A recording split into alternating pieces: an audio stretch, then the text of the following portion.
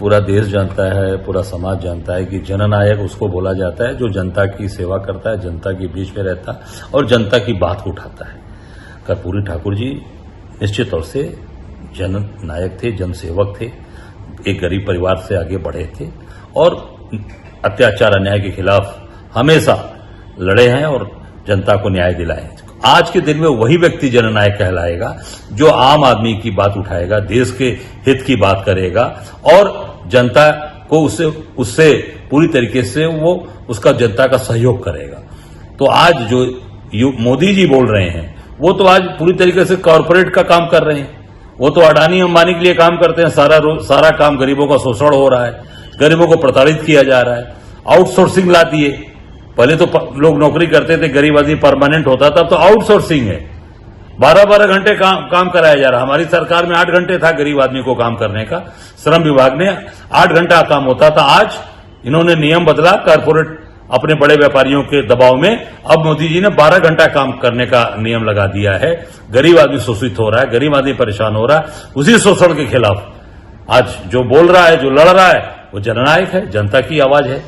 कर्पूरी जी ने किया, गरीबों के अत्याचार की बात उठाई कर्पूरी ठाकुर जी ने। निश्चित तौर से पूरा देश उनको जननायक कहता है। बिहार की जनता को सतर्क रहने के लिए कहा उन्होंने कि इस शब्द को चुराने की कोशिश की जा रही है। मैं बिहार की जनता से आग्रह करूंगा कि मोदी जी से सतर्क रहें। लोग जो मोदी जी बोल रहे हैं उससे सतर्क रहें, क्योंकि ठगने का काम करने वाले लोग जो बनारस की जनता को ठगे, बनारस में वोट चोरी करके चुनाव जीते, तो मैं बिहार की जनता से आग्रह करूंगा हाथ जोड़ के कि सतर्क रहिएगा। ये निश्चित तौर से ठगने वाले लोग हैं, चोरी करने वाले लोग हैं। केवल जनता को भ्रमित करके वोट लेंगे और फिर उसके बाद जनता न कोई सुध लेनी है न बुध लेनी है, कुछ नहीं पूछने वाला, फिर अपने हाल पर जनता को छोड़कर चले जाएंगे। बुलडोजर एक्शन चल रहा है, उसको लेकर के आज चीफ जस्टिस ऑफ इंडिया ने बड़ा कड़ी टिप्पणी की है कि देश कानून से चलेगा, संविधान से चलेगा, न कि बुलडोजर एक्शन से चलेगा। नहीं, माननीय सीजीआई ने जो अब कहा है वो निश्चित तौर से पूरे देश के अंदर यही चीजें हैं कि कानून और संविधान से देश चलता है, समाज चलता है। ये उत्तर प्रदेश के अंदर एक प्रथा यहाँ के मुख्यमंत्री ने जो लागू की है कि बुलडोजर चलाना, घर तोड़ देना, गिरा देना, ये पूरी तरीके से ये कहीं से भी न्याय संगत नहीं है और निश्चित इसको रोका जाना चाहिए। मैं माननीय चीफ जस्टिस ऑफ इंडिया से निवेदन करूंगा कि इसको तत्काल इसको रोका जाए और कठोर कार्रवाई करे। जो अधिकारी इसमें हैं उनके ऊपर कठोर कार्रवाई करे, उनको गिरफ्तार करके जेल भेजा जाए, जिससे मैं समझता हूं कि ये सारी चीजें रुके। जो अधिकारी इसमें शामिल हैं, प्रदेश के हों, जिले के हों, उनको तत्काल उनको गिरफ्तार करके उनको जेल के अंदर डाला जाए, जिससे उनको ये सबक मिले कि इस तरीके की जो भी अधिकारी, पुलिस का हो चाहे प्रशासनिक अधिकारी हो, इस तरीके का अगर काम करोगे तो हम कोर्ट न्यायालय आपको बख्शेगा नहीं, छोड़ेगा नहीं। सर, केंद्रीय मंत्री गृह मंत्री चिदम्बरम जी का एक बयान बहुत तेजी से चर्चा में आ गया है। जब 26/11 का हमला हुआ था तो संबित पात्रा जी ने कहा है कि उसको सोनिया गांधी ने पाकिस्तान के खिलाफ कार्रवाई करने से रोक दिया था। चिदम्बरम जी ने इस तरह का खुलासा किया है। देखिए, मैंने इस बयान को सुना नहीं, इसलिए मैं इसमें कुछ कह नहीं पाऊं। संबित पात्रा लगातार सोनिया जी को टारगेट कर रहे हैं कि सोनिया गांधी ने पाकिस्तान के खिलाफ 26/11 के बाद हमले करने के लिए रोका। देखिए, संबित पात्रा को दुनिया, पूरे देश के लोग जानते हैं कि वो केवल और केवल बड़बोलापन, बड़ी बड़ी बात बोलना, झूठ बोलना और इसमें केवल माहिर हैं और केवल देश के लोगों का ध्यान घुमाना, लोगों का ध्यान भटकाना, उस पर वो काम करते हैं। लीगल निर्माण को नहीं चाहती, वो जो अवैध तरीके से बनाए गए हैं। देखिए, अब ये सरकार अपने मर्जी के अनुसार जहां उनकी इच्छा होती है, जहां मर्जी उनकी होती है, जहां उनको तोड़ना होता है, उसको वो अपने हिसाब से तय कर लेते हैं, अपने हिसाब से उसको लीगल इलीगल उसको अपने हिसाब से तय कर लेते हैं। मैं आपको बता दूं, बनारस में कितने प्रधानमंत्री के संसदीय क्षेत्र में भारतीय जनता पार्टी के कितने नेता हैं जिनके जो कमर्शियल बिल्डिंग्स हैं अवैध हैं। कई ऐसे लोग हैं, अगर ये योगी जी चाहेंगे तो मैं उसकी लिस्ट उनको दे दूंगा।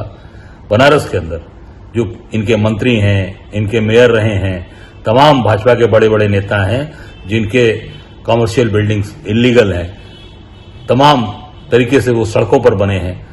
योगी जी उस पर कार्रवाई कब करेंगे, मोदी जी कब कार्रवाई कराएंगे, ये पूरा बनारस देख रहा है, पूरा प्रदेश देखना चाहता है। तो क्या किस तरह की कार्रवाई आप डिमांड करते हैं सीजेआई के बयान के बाद? निश्चित तौर से मैंने कहा कि माननीय जिस तरीके से चीफ जस्टिस ऑफ इंडिया ने जो कहा है, इसमें जो भी जिन लोगों ने गलत तरीके से बुलडोजर चलाया है, जिन लोगों ने तोड़फोड़ किया है और सरकार के मर्जी के अनुसार केवल काम किया है, जहां वोट बैंक उनको दिखता है, भाजपा के लोगों को दिखता है कि हमारा वोट बैंक बढ़ेगा, हमारा वोट आगे हमारा वोट की वृद्धि होगी, वहां अधिकारी बुलडोजर एक्शन कराते हैं। ऐसे अधिकारियों को तत्काल मैं सर्वोच्च न्यायालय से कहूंगा उनको गिरफ्तार किया जाए, जेल भेजा जाए और जितने भी मकान इस तरह के तोड़े गए उनसे हर्जाने वसूले जाए, उनकी तनख्वाह से वसूला जाए।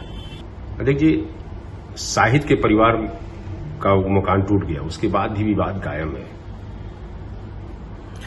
देखिए, हम सब की ये मांग है कि शाहिद के परिवार जो उनका जो मकान है उसको सरकार को बाकायदे उसको संग्रहालय घोषित करना चाहिए, ताकि खिलाड़ियों के लिए एक मिसाल बने और जो उसके पैसे हैं या जो उसके वहां पे मार्केट रेट है उसके उनके परिवार को दिया जाना चाहिए, उसको बाकायदे संग्रहालय बनाना चाहिए।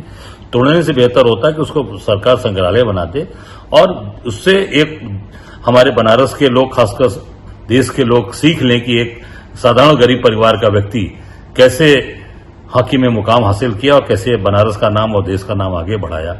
ओलंपियन शाहिद का वो मकान है और प्रत्येक काशीवासी गर्व करता है अपने इस खिलाड़ी पर।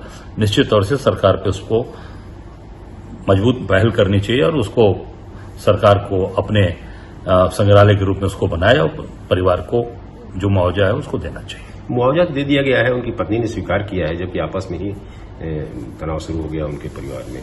अब देखिए, मुआवजा कितना मिला क्या मिला, मैं तो पारिवारिक मसला उसमें मैं नहीं जानना चाहता। मेरा यही कहना है कि उसको सरकार को उसको एक संग्रहालय के रूप में, म्यूजियम के रूप में बनाना चाहिए और जिसमें कि किस संघर्ष के साथ शाहिद ने अपने आप को स्थापित किया, कैसे वो आगे बढ़े, वो सारी चीजें उसमें होनी चाहिए। जिस तरीके से लाल बहादुर शास्त्री जी के मकान को आपने संग्रहालय बनाया है, कैसे शास्त्री जी आगे बढ़े, रामनगर के अंदर स्थापित है, इसी प्रकार जिन्होंने एक साधारण से परिवार से आगे बढ़कर मुकाम हासिल किया, देश का नाम, शहर का नाम आगे किया, काशी का प्रधानमंत्री का संसदीय क्षेत्र है, निश्चित तौर से उनको वो सम्मान स्थान मिलना चाहिए।